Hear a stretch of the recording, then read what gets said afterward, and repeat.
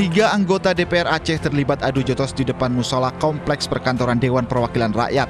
Perkelahian terjadi saat jeda sidang paripurna pengesahan rancangan konun atau peraturan daerah pertanggungjawaban pelaksanaan anggaran pendapatan dan belanja Aceh. 3 anggota yang terlibat diketahui dari fraksi Partai Nangro Aceh, fraksi Partai Aceh, dan fraksi Partai Demokrat. Beredar kabar perkelahian dipicu kekecewaan interupsi dalam sidang paripurna. Persoalan itu tidak menyangkut dengan sebuah kebijakan yang akan diambil.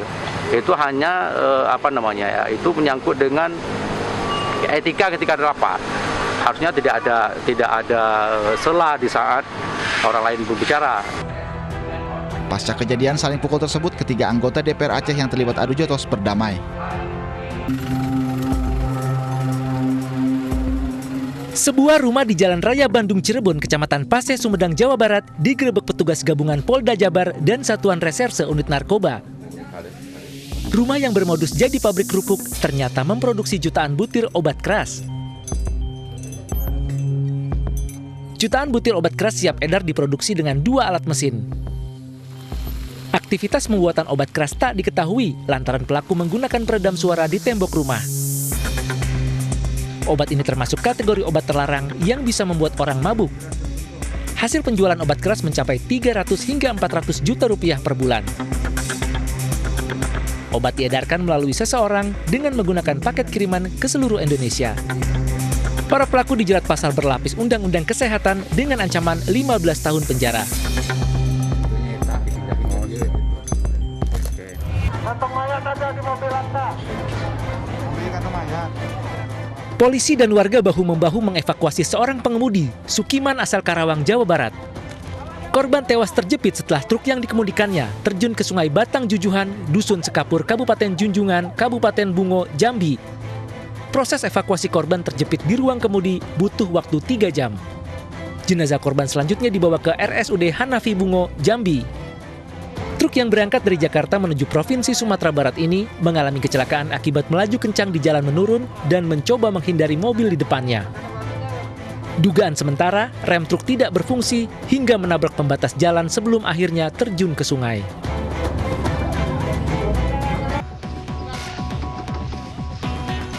Seorang laki-laki di Kecamatan Buduran, Sidoarjo, Jawa Timur menjadi bulan-bulanan warga karena tertangkap tangan telah mencuri 1 unit sepeda motor milik warga. Beruntung petugas Polsek Buduran segera tiba dan menyelamatkan nyawa pelaku dari amukan warga. Menurut saksi mata, pelaku yang sempat berhasil membawa kabur sepeda motor diketahui oleh korban. Korban pun berteriak meminta tolong kepada warga. Warga yang mengetahui langsung menarik pelaku yang sempat berusaha melarikan diri dengan seorang pelaku lainnya yang berhasil melarikan diri. Dari tangan pelaku tidak ditemukan kartu identitas, hanya ditemukan 3 buah kunci T yang dipakai pelaku beraksi. Sementara kasus pencurian motor ini masih dalam penyelidikan polisi Polsek Buduran.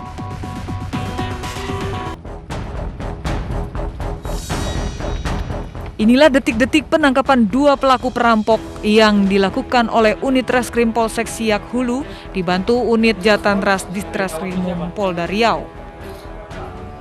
Kedua tersangka diringkus di sebuah rumah di Kecamatan Kayu Agung, Ogan Komering Ilir, Sumatera Selatan.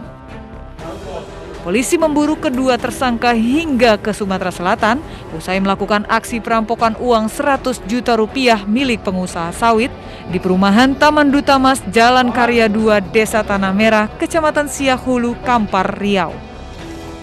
Aksi perampokan yang dilakukan para tersangka sempat terekam kamera CCTV. Berdasarkan bukti rekaman CCTV, polisi berhasil mengidentifikasi identitas para tersangka. Kedua tersangka merupakan residivis kasus yang sama dan baru saja bebas dari penjara. Dari pengakuan para tersangka, uang hasil rampasan telah dihabiskan keduanya untuk berfoya-foya. Hingga kini polisi masih memburu 1 pelaku lainnya. Lanjut, 2 tersangka dijerat dengan pasal 365 KUHP dengan ancaman hukuman 9 tahun kurungan penjara.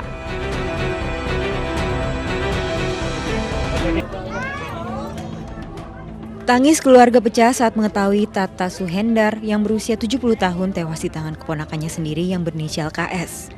Tatang yang berprofesi sebagai penggali kubur ini dianiaya oleh KS dengan parang.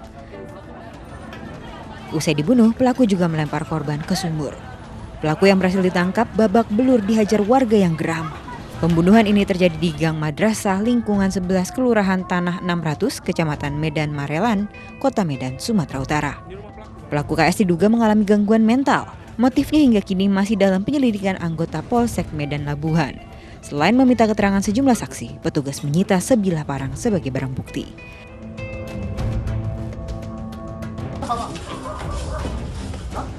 Polisi menangkap Tommy Simanungklai, keponakan yang membunuh paman dan bibinya dengan sadis di Kabupaten Tembus, Jambi. Saat menganiaya kedua korban, pelaku dibantu ayahnya dengan berpura-pura bertamu ke rumah korban. Korban pertama, Siti Halimah, dibunuh Tommy saat sedang di dapur melihat penganiayaan istrinya Indro Halid Simanungkali berusaha mencari pertolongan. Namun pelaku berhasil mencegahnya dan menghujamkan senjata tajam ke tubuh pamannya. Peristiwa yang dilatar belakangi rebutan tanah warisan ini didengar tetangga, namun nyawa korban tidak ada yang tertolong. Polisi menjerat pelaku dengan pasal 338 KUHP dan 340 KUHP tentang pembunuhan dengan ancaman hukuman seumur hidup.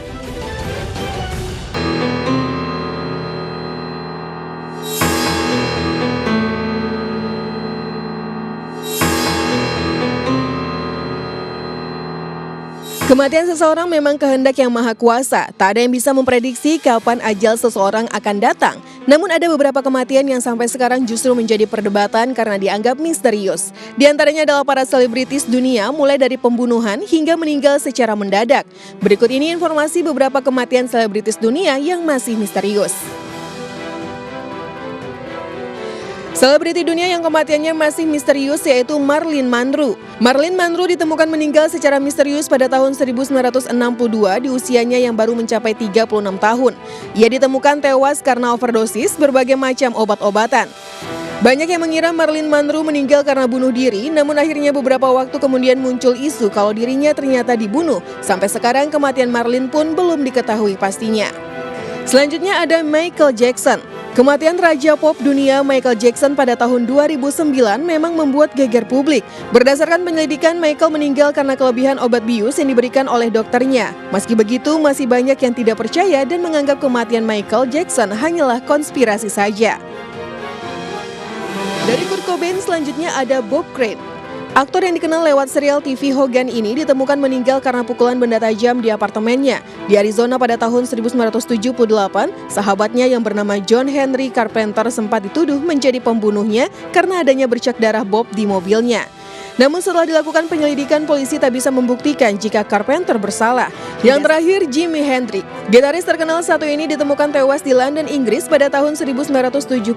Dokter mengatakan jika Jimi tewas karena tersedak. Namun banyak orang yang berspekulasi bahwa Jimi meninggal karena terlalu banyak mengkonsumsi obat terlarang. Beberapa orang juga mengatakan Jimi dibunuh, namun sampai sekarang belum ada kepastian yang jelas mengenai kematian Jimi Hendrix. Kematian memang menimbulkan kesedihan yang mendalam bagi banyak orang. Pemirsa, itulah tadi beberapa selebriti dunia yang kematiannya masih menimbulkan tanda tanya besar.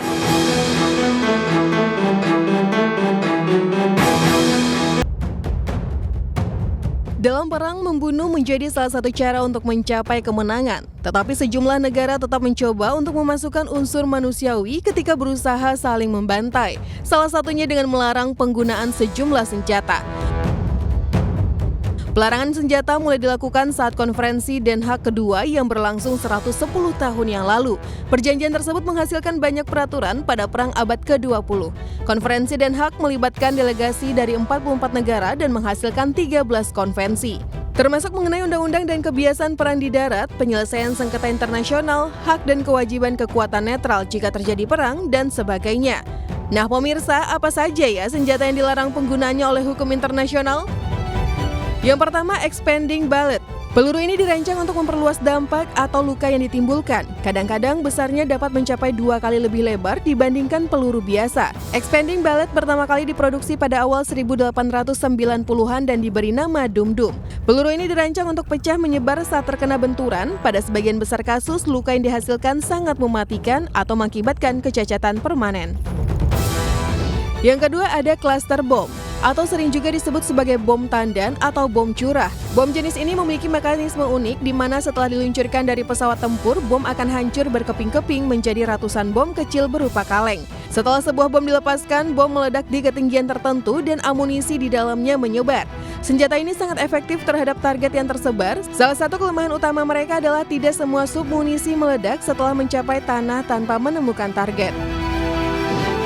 Yang ketiga ada White Phosphorus atau WP atau biasa juga disebut dengan bom fosfor putih. Bom jenis ini dapat menghasilkan kebakaran dan asap yang akan melindungi gerakan dari pandangan musuh atau agar asal tembakan tidak terlihat oleh musuh. White Phosphorus bisa membakar apapun dengan sangat cepat. Fosfor putih yang dimasukkan ke dalam bom atau misil jarak dekat dapat meledak dan menyebarkan api.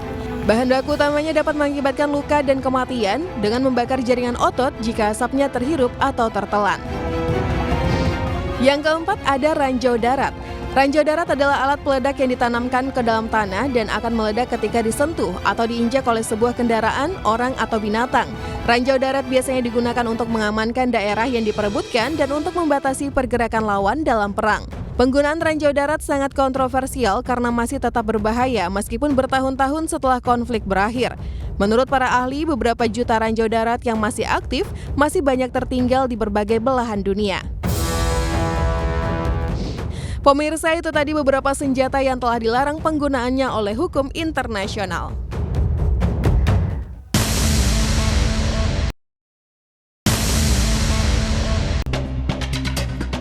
Kamera pengawas di sebuah hotel di Kudus, Jawa Tengah ini merekam saat dua sejoli, Huda Rohman dan kekasihnya, tiba untuk menginap.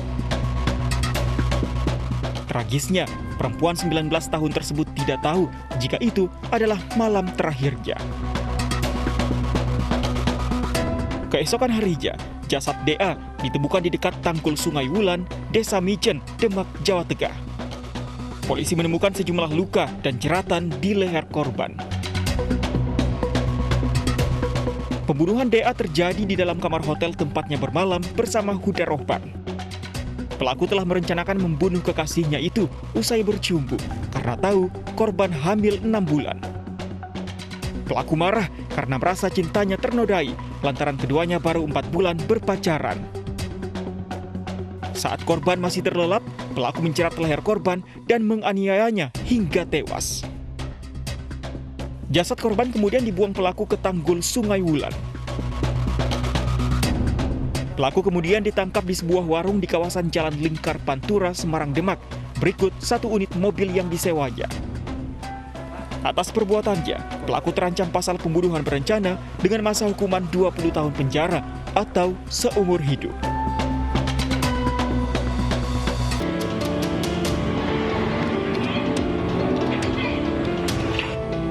Sadis dan tega, bocah laki-laki 4 tahun ini tidak berdaya dan tentu saja kesakitan saat dianiaya tantenya. Video penganiayaan ini pun langsung viral di media sosial. Setelah videonya beredar, pemerintah kota dan Polres Tangerang Selatan, Banten langsung mengevakuasi korban dari rumah tantenya di kawasan Villa Bintaro Regensi, Pondok Aren. Kondisi korban memprihatinkan karena luka lebam di sekujur tubuh akibat dibanting pelaku 2 kali ke lantai. Korban dirawat di Rumah Sakit Umum Tangerang untuk pemulihan luka dan kondisi psikologisnya yang trauma. Akibat penganiayaan sadis sang tante, korban akan dirawat sementara di pesantren dan mendapatkan pendampingan Dinas Sosial Pemerintah Kota Tangerang Selatan. Sementara itu, tante korban kini sudah menjadi tersangka dan ditahan di Polres Tangerang Selatan. Dari hasil pemeriksaan, pelaku mengaku menganiaya keponakannya hanya karena masalah sepele, seperti susah dan rewel saat diberi makan. Menurut warga sekitar, mereka tidak menyangka jika tersangka EW tega menganiaya keponakannya. Warga mengaku EW adalah sosok tertutup dan jarang bersosialisasi karena sibuk bekerja. Bocah malang korban penganiayaan ini sudah dirawat tantenya sejak lahir karena ibunya meninggal dunia. Sementara sang ayah pergi dan tidak diketahui keberadaannya. Penganiayaan sang tante terungkap setelah pengasuh korban yang tidak tega merekam diam-diam aksi tersangka dan menceritakannya pada guru playgroup korban hingga akhirnya dilaporkan ke polisi.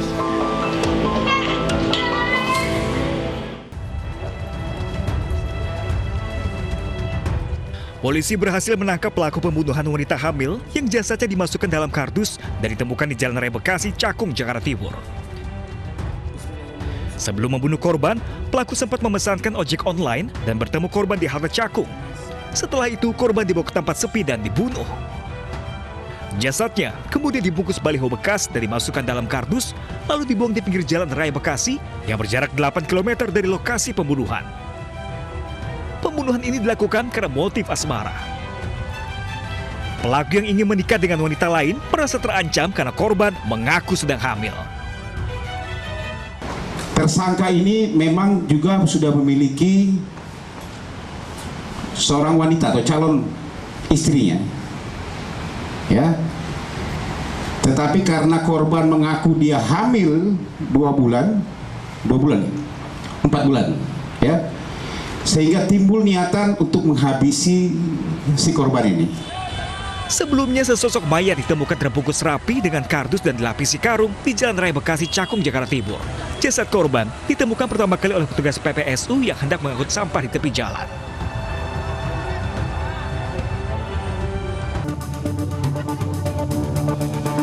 Inilah video amatir warga saat petugas mengevakuasi sesosok jasad wanita di aliran Sungai Cidurian, Rancasari, Kota Bandung, Jawa Barat.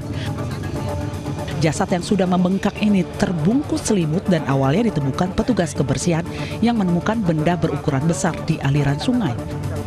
Polisi belum dapat menyimpulkan penyebab kematian karena menunggu hasil otopsi. Namun polisi menduga jasad berselimut ini sengaja dibuang ke aliran sungai. Oh enggak, Gojek online-nya itu hanya ditutup karena setelah dibuka kan nggak tega lihatnya, itu tutupan dari Gojek online. Tapi saya belum tahu bisa ditentukan itu apa dari mana. Itu ada ditemukan luka kayak gimana di korban? Untuk sementara kita belum bisa cek secara keseluruhan karena langsung dibawa ke Rumah Sakit Sartika Asih untuk diadakan otopsi. Tim Inafis Polrestabes Bandung yang datang ke lokasi tidak dapat mengidentifikasi jasad di lokasi kejadian lantaran banyaknya warga yang berkerumun. Saat ini jasad wanita tanpa identitas berada di Rumah Sakit Sartika Asih Bandung. Marzuki Harahap mendapat perawatan di RSUD Rantau Prapat, Labuhan Batu, Sumatera Utara akibat luka tusukan di dada kirinya. Korban dianiaya pemuda tetangganya usai melakukan pemakaman salah seorang warga di Kelurahan Sioldengan, Kecamatan Rantau Selatan. Diduga, pelaku sakit hati dengan perkataan adik korban yang mengatakan dirinya 4 bulan tidak sholat di masjid. Pelaku dikenal sama keluarga dekat, termasuk tetangga kita juga di lingkungan itu. Atau selama ini ada cekcok atau gimana, Bang? Sejauh ini pelaku sama ayah saya tidak ada masalah cekcok apa terkait masalah pribadi ataupun apa, tidak ada masalah. Sementara itu, pelaku langsung dikejar dan diamankan sesaat setelah penikaman dan dibawa ke Mapolres Labuhan Batu. Salah satu hal yang paling mengerikan yang pernah dialami oleh seseorang adalah ketika ia menginginkan untuk mengakhiri hidupnya sendiri. Banyak alasan yang membuat mereka melakukannya, mulai dari putus asa, melarikan diri dari penderitaan, hingga dibutakan oleh rasa benci atas dirinya sendiri. Dari berbagai kasus bunuh diri, tentunya ada juga kasus percobaan bunuh diri yang berhasil dihentikan. Aksi ini pun terlihat menegangkan hingga si penyelamat dapat meyakinkan pelaku untuk berhenti mencoba melakukan hal tersebut. Dan berikut beberapa aksi menegangkan sekaligus heroik yang terjadi dalam penyelamatan bunuh diri versi Top Files. Ketiga, upaya penyelamatan wanita hamil oleh warga. Terlihat seorang wanita hamil mencoba untuk terjun dari JPU Kuningan Timur, Jakarta Selatan. Beruntung, aksi ibu hamil tersebut berhasil digagalkan oleh warga yang melintas. Terlihat dari video beberapa orang berjalan seakan tak peduli dan ketika si pelaku lengah, salah satu pria mencoba langsung menariknya. Hingga upaya bunuh diri pun gagal dilakukan. Diduga sang ibu hamil sedang mengalami depresi hingga nekat melakukan bunuh diri. Keempat, percobaan bunuh diri bule Australia di Bandara Ngurah Rai, Bali. Kisah penyelamatan terakhir versi Top Files terjadi ketika seorang pria bernama Butler Gregory Lee yang kedapatan berteriak dan mencoba untuk bunuh diri dengan melompat dari lantai 3 karena merasa depresi akan hidupnya. Proses penyelamatan Gregory pun hampir memakan waktu 2 jam dan dilakukan secara hati-hati dengan bernegosiasi untuk mengalihkan perhatian pelaku.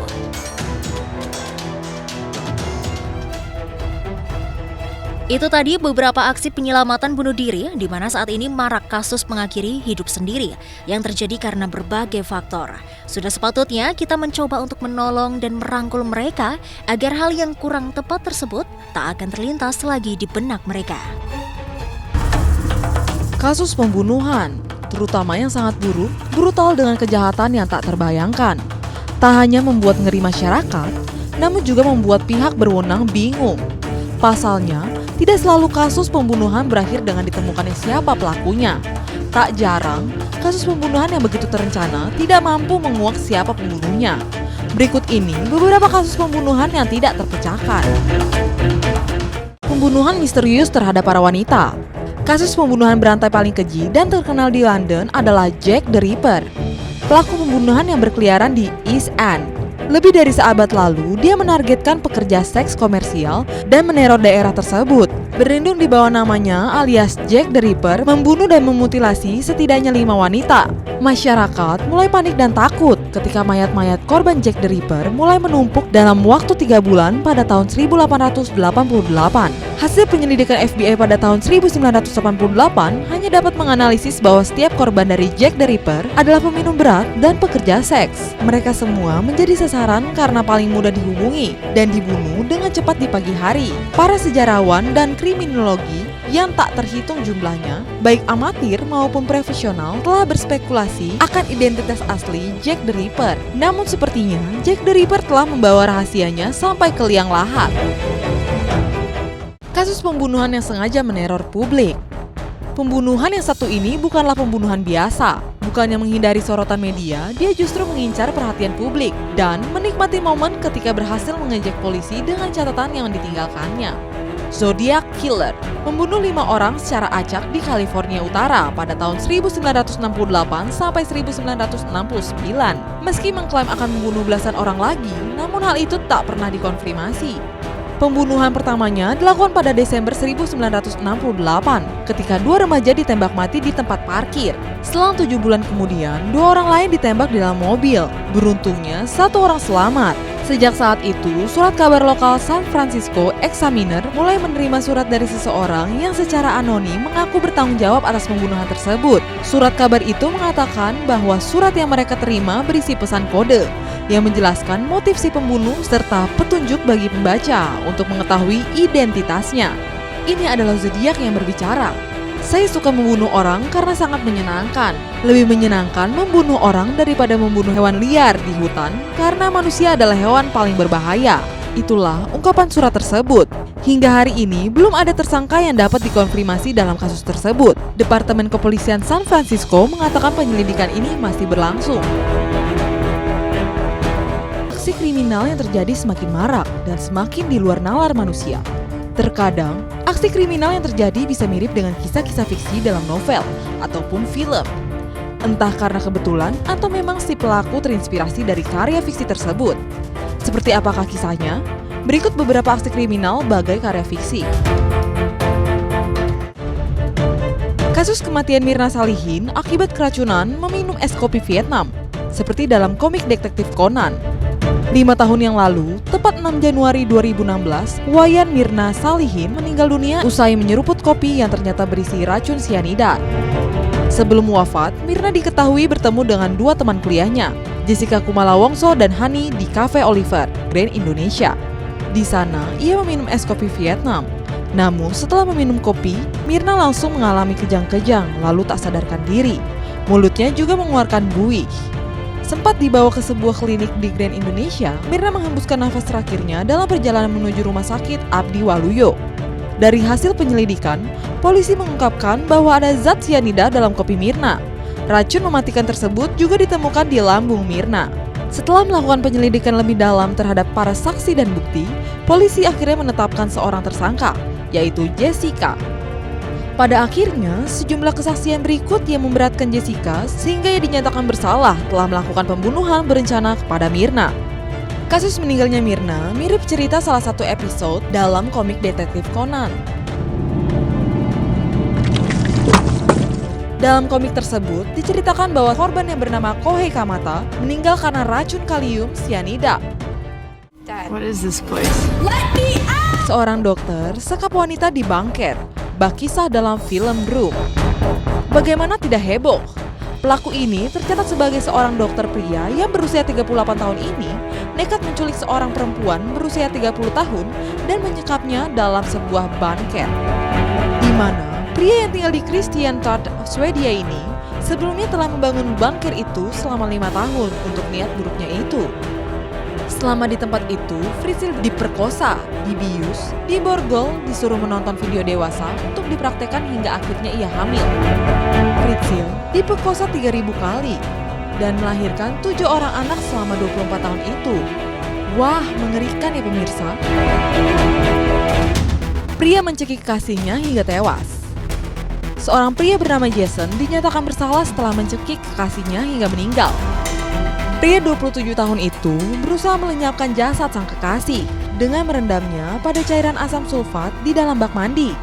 Insiden ini memiliki kesamaan dengan berbagai adegan dalam serial berjudul Breaking Bad, di mana tokoh membunuh dan melenyapkan jasad korbannya dengan cara yang sama. Tubuh wanita ini akhirnya ditemukan oleh temannya Jason yang melaporkannya pada polisi. Jason didakwa dengan pembunuhan tingkat 2, namun ia mengaku tidak bersalah. Itulah beberapa aksi kriminal yang menyerupai karya-karya fiksi. Semoga hal ini bisa menjadi pelajaran ya pemirsa.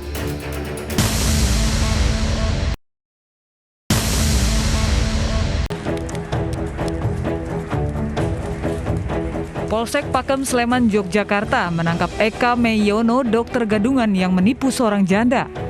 Pelaku ditangkap setelah dilaporkan korban yang kehilangan uang puluhan juta rupiah. Polisi juga menyita seragam korpri dan dokter, ID dokter, hingga uang tunai. Penipuan Eka bermula saat dirinya berkenalan dengan korban di Facebook. Pelaku mengaku berprofesi sebagai dokter yang berpraktik di Bandung, Jawa Barat. Perkenalan tersebut berlanjut menjadi hubungan asmara. Hingga pada Februari lalu pelaku datang ke rumah korban dan berjanji akan menikahinya. Namun agar dirinya bisa pindah praktik ke Yogyakarta, pelaku meminta uang 46 juta rupiah kepada korban.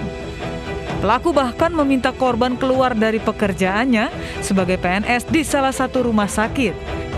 Dan setelah uang yang dimintanya diberikan ke korban, pelaku hilang dan tidak bisa dihubungi. Maksudnya terinspirasi jadi dokter. Untuk keinginan cita. Aslimu apa pekerjaan? Asli wira swasta. Uangnya untuk beli hadiah-hadiah ini dan untuk keperluan pribadi. Korban sudah berapa Bu? Baru satu atau sudah banyak? Sekitar sementara satu. Sementara mbaknya itu yang satu itu kita nggak perlu sebutkan namanya ya. Karena dia pakai negeri, mbaknya itu sudah PNS ya, dia harus keluar ya. Pelaku kini dijerat pasal 378 KUHP dan terancam hukuman 4 tahun penjara.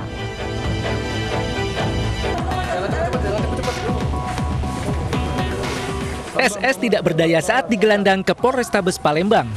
Pria 44 tahun ini dilaporkan telah memperkosa anak tirinya yang masih di bawah umur.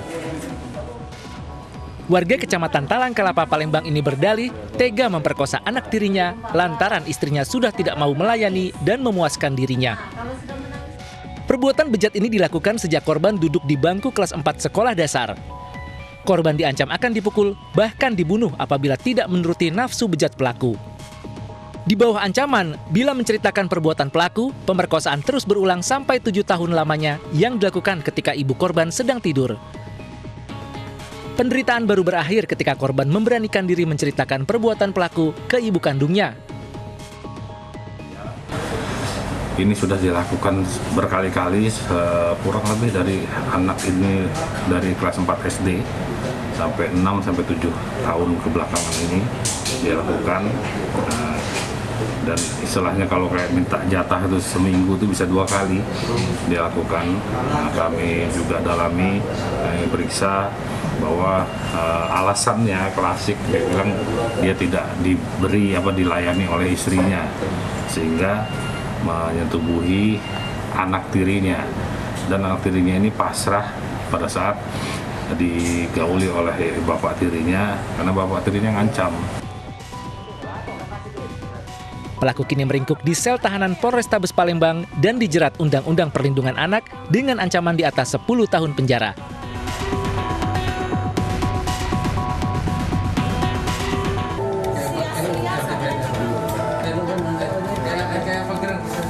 Polisi menggerebek sebuah penginapan di kota Kuala Kapuas, Kalimantan Tengah. Kamar ini diduga menjadi lokasi transaksi prostitusi online anak di bawah umur. Yang mengejutkan, dalam video amatir ini polisi mendapati seorang ayah tengah menemani anaknya yang akan dijual kepada pria hidung belang. Setelah ditangkap dan diinterogasi, polisi menangkap pria lain yang menjadi mucikarinya. Mereka mengaku menjual korban berusia 14 tahun Rp600.000 melalui aplikasi pesan singkat. Anak ini berusia 14 tahun dan sudah sejak 2 tahun yang lalu sebelum pandemi sudah mulai dieksploitasi oleh orang tua kandungnya sendiri, ya, untuk melayani kebutuhan seksual dari para pria hidung belang. Faktor ekonomi jadi alasan pelaku menjual anak. Ironisnya, pelaku berpendidikan tinggi. AS lulusan pasca sarjana di sebuah universitas terkemuka di Mesir. Betul, sampai lulusan luar negeri? Betul. Betul itu. Kapan belajar di Kairo? Kita yang pertama angkatan 79, ambil S1-nya 79, keluarnya 85. Kalau itu sampai punya biaya bisa pergi ke luar negeri kan, bisa belajar di sana. Hah? Itu waktu ada keluarga kita maksudnya. Polisi menyita uang tunai Rp550.000, telepon genggam dan 1 unit motor sebagai barang bukti. Keduanya terancam 10 tahun penjara.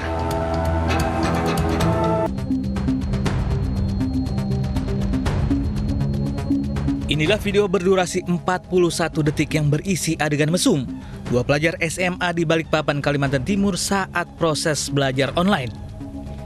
Adegan itu membuat para siswa lain yang sedang mengikuti belajar online heboh. Usai viral, anggota Polresta Balikpapan langsung bergerak dan mengamankan pelaku penyebaran video berinisial A yang masih berusia 16 tahun. Saat diperiksa, A mengakui menyebarkan video aksi kedua temannya karena iseng. Ketidaksengajaan yang bersangkutan pada saat Google Class Meeting yang bersangkutan sekolah, karena memang sekolah ini masih dengan sistem online virtual, yang bersangkutan menyalakan kamera untuk iseng seperti itu. Jadi isinya video itu uploadan Pak ya? Uploadan video-video bukan live. Bukan live ya? Live. Jadi kita amankan itu berupa handphone, kemudian chatting yang bersangkutan. Selain A, polisi juga memeriksa pemeran video mesum berinisial W dan P yang juga masih berstatus sebagai pelajar SMA. Sejumlah barang bukti disita petugas, termasuk ponsel dan tangkapan layar percakapan kedua pemeran video mesum. Sebuah negara bisa dikatakan gila dan sok berani kalau mereka tak punya badan intelijen. Sebuah negara bisa membentengi diri berkat informasi dan analisa intelijen, terlebih mereka akan tahu apa yang harus dilakukan. Berikut adalah badan intelijen kelas kakap yang punya reputasi mencengangkan versi top 5. Pertama, GRU, Rusia. Organisasi ini mungkin jarang terdengar, namun aksinya bisa dibilang gila. Mereka dibentuk pada tahun 1918 dan sudah melakukan ratusan bahkan ribuan kali aksi spionase. Dalam melakukan tugasnya, GRU selalu punya dukungan kuat. Bukan hanya dari tentara-tentara spesial Rusia, tapi juga peralatan canggih. Hal yang paling diingat dari GRU adalah skandal salah satu anggotanya. Ketika itu salah satu agen yang ternyata membelot ke barat dan membocorkan informasi tentang nuklir rahasia Rusia. Pada akhirnya aksi agen pengkhianat ini diketahui dan membuatnya dihukum mati. Aksi membelot itu sendiri hampir membuat Amerika dan Rusia perang nuklir. Kedua, MI6 Inggris. MI6 dikenal juga dengan sebutan SIS untuk singkatan Secret Intelligence Service dan merupakan ujung tombak Inggris. Tanpanya mungkin negara Ratu Elizabeth ini tak akan pernah sehebat seperti yang sekarang. MI6 terbentuk sejak awal Perang Dunia I, awalnya digunakan sebagai antisipasi mata-mata Jerman dan Rusia. Prestasi terbaik MI6 tentu saja dengan membuat Inggris sebagai salah satu pemenang di Perang Dunia I ataupun II. Salah satu misi kontroversial mereka adalah penggulingan pemerintah Iran pada masa kepemimpinan Mohammad Mossadegh. Penyebabnya pemerintah Iran ketika itu menasionalisasi. Ketiga, Mossad Israel. Mossad bisa dibilang merupakan agen spionase terbaik dunia saat ini. Meskipun jumlah mereka kecil, namun aksi dan strateginya mampu berbuah hal-hal yang besar yang mengguncangkan dunia. Mossad dibentuk pada tahun 1949 dan punya sekitar 1.200 orang intelijen. Tujuan Mossad utamanya adalah untuk mengawasi pergerakan negara-negara Arab. Sejak awal dibentuk hingga sekarang, sudah banyak operasi yang mereka lancarkan. Misalnya deretan huru-hara Timur Tengah, sampai isu pembentukan ISIS yang mereka kerjakan bersama CIA. Meskipun begitu terkenal, Mossad pernah melakukan kesalahan yang teramat fatal. Apalagi kalau bukan lalainya mereka dalam mengawal mantan Perdana Menteri Israel,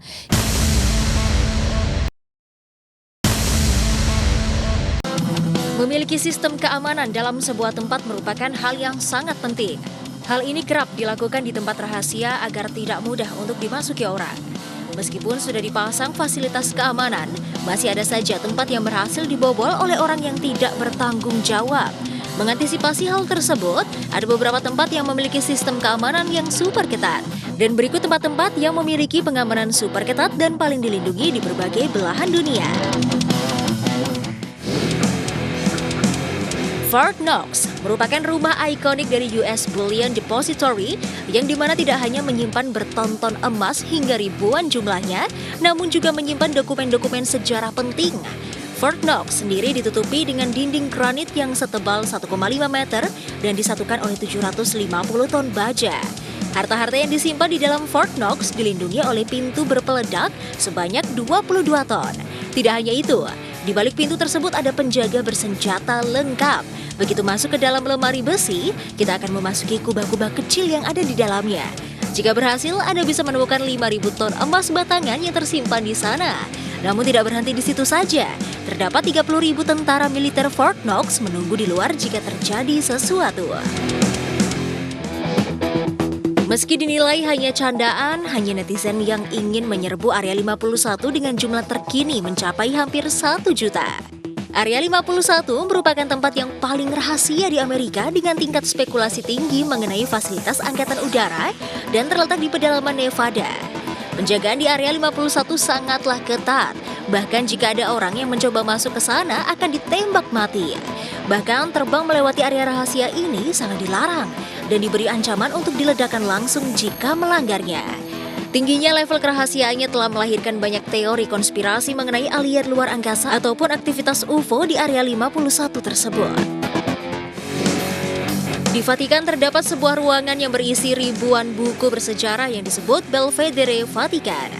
Karena dirasa sangat penting, buku dan data tersebut disimpan dalam bunker bom dan ruang yang dikendalikan oleh iklim.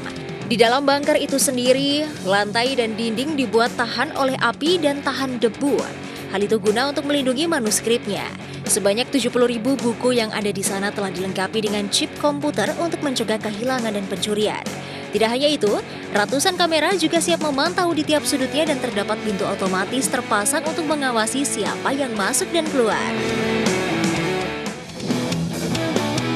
Gunung Senyene merupakan rumah bagi markas besar Komando Pertahanan Ruang Angkasa Amerika Utara atau NORAD yang berada di dalam gunung itu sendiri. Markas besar ini dibangun di Gunung Cheyenne selama Perang Dingin yang dirancang untuk menahan ledakan nuklir 30 megaton. Gedung dengan tinggi sekitar 9.500 kaki ini menjadi instalasi militer dan bunker nuklir. Dalam membuka pintu akses harus diledakkan sebanyak 1.429 kali menggunakan nuklir yang meruntuhkan Nagasaki. Ruangan di sana terkubur 600 meter ke granit gunung. Bahkan udara di sini harus dipompa masuk.